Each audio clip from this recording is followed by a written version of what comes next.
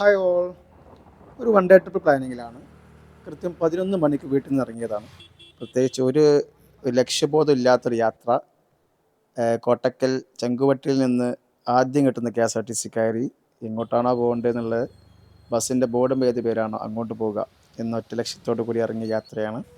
ഞാനും എൻ്റെ സുഹൃത്ത് സിറാജും കൂടെയുണ്ട്. ഞങ്ങൾ ചങ്കുവട്ടിയിലെത്തി. ചങ്കുവട്ടീൻ്റെ അവിടെ ബൈക്ക് പാർക്ക് ചെയ്തു. ഫസ്റ്റ് കിട്ടിയ ബസ് എറണാകുളത്തേക്കുള്ള ബസ്സായിരുന്നു. ആ ബസ്സിൽ കയറിയിരുന്നു. പക്ഷേ ഞങ്ങൾ ബാക്ക് സീറ്റാണ് കിട്ടിയത്. ഫ്രണ്ടിലേക്ക് നോക്കിയപ്പോൾ ഫ്രണ്ടിലത്തെ സീറ്റ് ഒഴിഞ്ഞ് കിടപ്പുണ്ടായിരുന്നു. നേരെ അവിടെ പോയിരുന്നു. കാരണം അവിടെയാണ് കാഴ്ചകൾ ഫ്രണ്ടിൽ നിന്ന് കാണുമ്പോൾ നല്ല ഭംഗിയുണ്ടാവുക. ഞങ്ങൾ നേരെ പിടിക്കുന്നത് എറണാകുളത്ത് എത്തിയിട്ട് അവിടെ ഇന്ന് പ്രത്യേകിച്ച് പ്ലാനിങ് ഒന്നുമില്ല, അവിടെ എത്തിയിട്ട് തീരുമാനിക്കുക എന്നുള്ള മൈൻഡിലാണ് യാത്ര തുടർന്നു.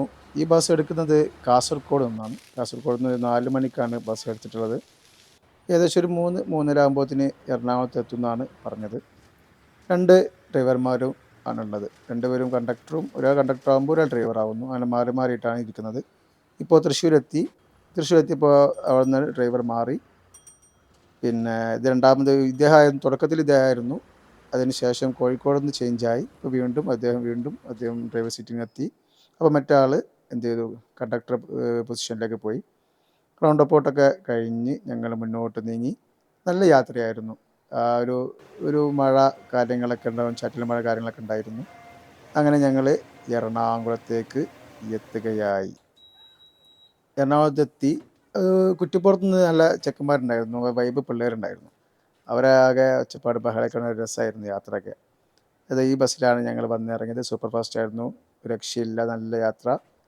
അങ്ങനെ ഈ ബസ് ഇനി വൈകുന്നേരം 7 മണിക്കാണ് ഇവിടുന്ന് എടുക്കുന്നത്, നേരെ കാസർഗോഡ് തന്നെ.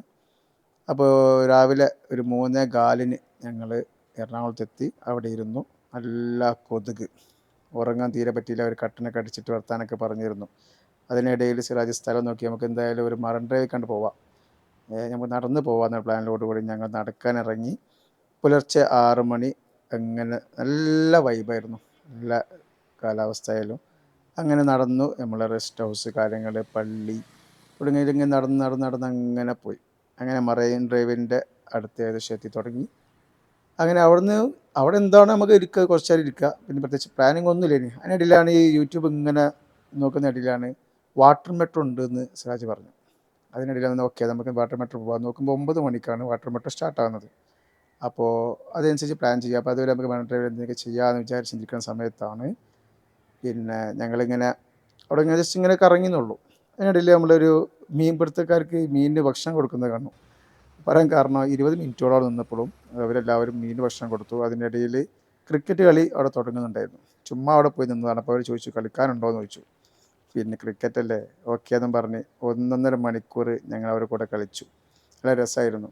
അതിന് ശേഷമാണ് പല്ലേപ്പും കാര്യങ്ങളൊക്കെ നടത്തി വെറും വയറ്റിലൊരു കുലുക്കി സർബത്തും കഴിച്ചിട്ട് ഏകദേശം 9 മണി ഏകദേശം അടുത്തു. ഞങ്ങൾ നേരെ വാട്ടർ മെട്രോൻ്റെ അടുത്തേക്ക് നീങ്ങി.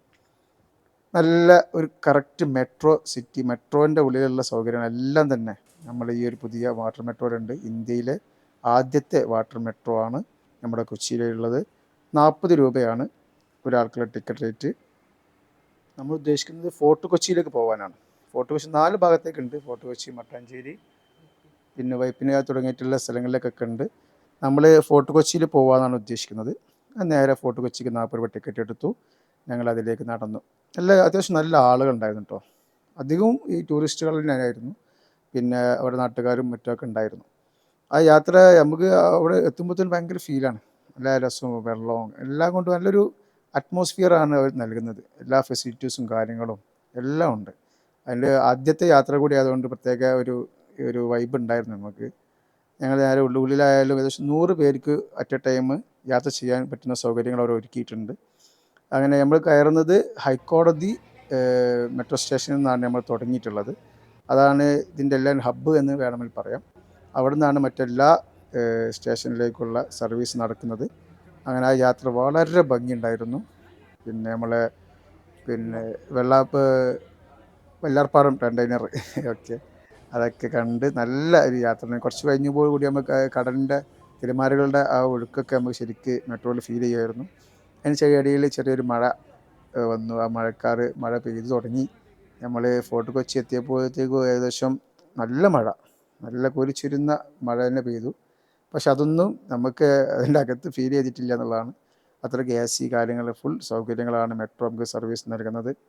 അതുകൊണ്ട് തന്നെ ഈ 40 രൂപയ്ക്ക് അടിപൊളി ട്രിപ്പാണ്. വരാൻ ആഗ്രഹിക്കുന്നത് തീർച്ചയായിട്ടും വരാവുന്ന ഒരു യാത്ര തന്നെയാണ്. ഫോർട്ട് കൊച്ചിയിൽ ഞാൻ ആദ്യമായിട്ടാണ്. നമ്മുടെ സിനിമ ലൊക്കേഷനുകളുടെ ഹബ്ബാണ് എന്ന് നമ്മൾ പറഞ്ഞ് കേട്ടിട്ടുണ്ട്. അപ്പോൾ അതൊക്കെ ഒന്ന് കാണുക, ഒന്ന് കാണുക എന്നുള്ള ഒറ്റ ലക്ഷ്യമേ ഉള്ളൂ. അങ്ങനെ നമ്മൾ ഫോർട്ട് കൊച്ചിയിലെത്തി. അവിടെ നമ്മൾ ഓട്ടോക്കാരൊക്കെ ഉണ്ട് ഒരുപാട്. അപ്പോൾ അവരാണിത്. അപ്പോൾ അവർ നമ്മളെ ഫോർട്ട് കൊച്ചി മൊത്തം കാണിച്ചു തരും. ഓട്ടോയിൽ കൊണ്ടുപോയി കാണിക്കുക എന്ന രീതിയിൽ അവർ നമ്മൾ പറഞ്ഞ്. പക്ഷേ നമ്മൾ വേണ്ട, നമ്മൾ നടന്ന് പോവുക എന്നുള്ള പ്ലാനിലാണ് നമ്മൾ ജസ്റ്റ് നടക്കാൻ ഇറങ്ങി. ഒരു 5 മിനിറ്റോളം അവിടെ വെയിറ്റ് ചെയ്തു. നല്ല മഴയായിരുന്നു. അപ്പോൾ അങ്ങനെ നമ്മളിങ്ങനെ ഇറങ്ങി. ഇതൊക്കെ നമ്മൾ ഒരുപാട് നിരവധി സിനിമകളിൽ ലൊക്കേഷനായിട്ട് ഇതാ ഈ കാണുന്ന പാർക്ക്, നമ്മൾ അൻവർ എന്ന് പറഞ്ഞ മൂവിയിൽ ബോംബ് പൊട്ടിക്കുന്ന സ്ഥലമാണ്, കുട്ടികളെ കളിക്കുന്ന അവിടെ ആ പ്ലേസാണ്. അതേപോലെ അവതാരം എന്ന സിനിമ, ദിലീപിൻ്റെ സിനിമയിലെ പാട്ട് സീനൊക്കെ ഷൂട്ട് ചെയ്ത സ്ഥലമാണ്. പിന്നെ അങ്ങനെ അത് ജസ്റ്റ് ഞാൻ കണ്ട പാടെ തന്നെ അവിടെ ചായ കുടിച്ചിട്ടില്ലായിരുന്നു.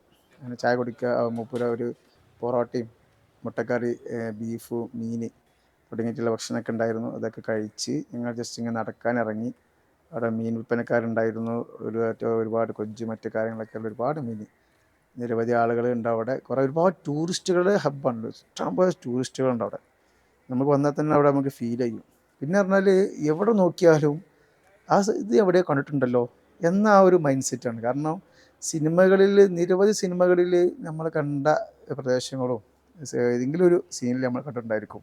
അപ്പോൾ ഇതൊക്കെ നമ്മൾ ചോട്ട മുംബൈയിലൊക്കെ ലാലേട്ടനും ആ ടീം മൊത്തമായിട്ട് ഇരുന്ന് കിസ്സ പറയുന്ന ഒരു സ്ഥലമാണ് ഇതൊക്കെ. അപ്പോൾ അത് പൊതുവേ ബ്രിട്ടീഷുകാർ നമ്മളെ വേസ്റ്റും മറ്റു കാര്യങ്ങളൊക്കെ കത്തിക്കാനൊക്കെ ഉപയോഗിച്ചിരുന്ന ഒരു സംഗതിയാണത്. അപ്പോൾ അതൊക്കെ ഇതുണ്ട്. അതിനിടയിൽ നമ്മളെ ഈ പ്ലാസ്റ്റിക് വേസ്റ്റുകളൊക്കെ കിടന്നിട്ട് ആളുകൾ പെറുക്കി മാറ്റുന്ന ഒരു സംഗതിയാണ് ഇപ്പോൾ നടത്തുന്നത്. അപ്പോൾ കടലിലേക്ക് വലിച്ചെറിയുന്ന മറ്റു കാര്യങ്ങളൊക്കെ ഉണ്ടല്ലോ, അതൊക്കെ പെറുക്കിയെടുക്കുന്നുണ്ട്. അതേപോലെ പഴയ കാലത്തുള്ള പിന്നെ ഒരുപാട് ബിരങ്ങി സംഭവങ്ങളും ഒക്കെ അവിടെ ഇങ്ങനെ ശരിക്കൊരു നല്ലതായിട്ട് ട്രീറ്റ് ചെയ്യുന്നുണ്ട്. ഇതൊക്കെ ഗവൺമെൻറ്റിൻ്റെ റെസ്റ്റ് ഹൗസുകളാണ്. ഇതിന് ഉദ്ഘാടനം കഴിഞ്ഞിട്ടില്ലായിരുന്നു.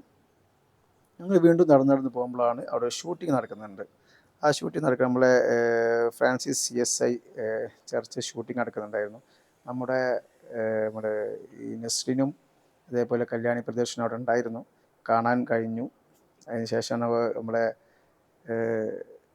ഇതിൽ നമ്മളെ എന്താ പറയുക പള്ളി ഇതൊക്കെ ഇഷ്ടംപോലെ ചോട്ട മുംബൈയിലൊക്കെ ഇത് സ്ഥിരമായിട്ട് കണ്ടുന്ന സ്ഥലമാണ്. അതിലൊരു മാറ്റമില്ല. അങ്ങനെയാണ് ഞങ്ങൾ അവസാനം എവിടെ എത്തി? ബിലാലിൻ്റെ വീട്ടിലേക്ക് എത്തി. അതങ്ങനെ പറയാനുള്ള കാരണം എന്താ വെച്ചാൽ അവിടെ ഞങ്ങളവിടെ എത്തിയപ്പോൾ 2 ചെറുക്കന്മാർ എന്നിട്ട് ഈ ബിലാലിൻ്റെ വീട് എവിടെയെന്ന് വെച്ച്, പക്കാ മലപ്പുറത്തേര്. അപ്പോൾ ഞാൻ പറഞ്ഞാൽ നിൽക്കണതാണ് ബിലാലിൻ്റെ വര എന്നൊക്കെ പറഞ്ഞ് അത് ഭയങ്കര രസമായിരുന്നു. കാരണം ഇതൊക്കെ ബിലാൽ എന്ന് പറഞ്ഞ മൂവി കാണാത്ത മലയാളികളിൽ വിരളമായിരിക്കും. അപ്പോൾ അതൊക്കെ നേരിട്ട് കാണാൻ സാധിച്ചു. വേറെ ഒരുപാട് സ്ഥലങ്ങളുണ്ടായിരുന്നു കേട്ടോ. ഞങ്ങൾ ജസ്റ്റ് ഇങ്ങനെ കറങ്ങി, എല്ലാം വീഡിയോ എടുക്കാൻ സാധിച്ചില്ല. ഇതൊക്കെ നമ്മൾ ഏത് ഭാഗം എടുത്ത് നോക്കിയാലും ഏതെങ്കിലും സിനിമയിൽ ഒരു ഭാഗമായിട്ടുണ്ടാവും ഈ സ്ഥലങ്ങൾ. അതാണ് ഇവിടുത്തെ ഒരു പ്രത്യേകത എന്നുള്ളത്. പിന്നെ ഞങ്ങൾ നേരെ തിരിച്ച് നടന്നു. ഉച്ച സമയമായിട്ടുണ്ടാവും. അങ്ങനെ അവിടെ ചുമ്മാ ഇരിക്കാൻ തന്നെ പ്രത്യേക വൈബാണ്. നല്ല വൃത്തി കാര്യങ്ങളെല്ലാം കൊണ്ട് ഉഷാറാണ് ഫോർട്ട് കൊച്ചി. അങ്ങനെ ഞങ്ങൾ തിരിച്ച് വീണ്ടും മെട്രോയിലേക്ക് തന്നെ നടന്നു. അത് വീണ്ടും ഞങ്ങൾ മെട്രോ യാത്ര ആസ്വദിച്ചു. 40 രൂപ തന്നെയാണ് നമ്മുടെ ഹൈക്കോടതി സ്റ്റേഷനിലേക്കുള്ള നമ്മുടെ ചിലവ് എന്നുള്ളത്. അങ്ങനെ വീണ്ടും ഞങ്ങൾ യാത്ര തുടർന്നു. വീണ്ടും ഈ സൈഡിലുള്ള ഈ മെട്രോ യാത്ര തന്നെ നമുക്ക് ആസ്വദിക്കാൻ പറ്റും. സൈഡിൽ ഒരുപാട് പിന്നെ പഴയകാല ബ്രിട്ടീഷുകാരുണ്ടാക്കിയ വീടുകളും മറ്റു കാര്യങ്ങളൊക്കെ നമുക്ക് കാണാവുന്നതാണ്. ഇതാണ് മെട്രോ പോകുന്നത്. ശരിക്കും പറഞ്ഞാൽ ഈ മെട്രോ 2 തോണിയാണ്.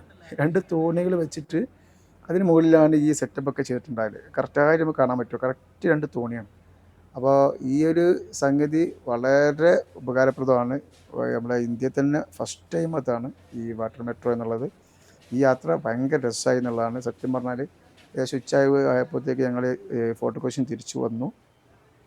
ഞങ്ങൾ പുറത്തിറങ്ങിയിട്ട് ഇനി എന്തെന്നുള്ള പ്ലാൻ വീണ്ടും, കാരണം ഒരു പ്ലാനും ഇല്ലാതെ വീട്ടിൽ നിന്ന് ഇറങ്ങിയ ആളുകളാണ്.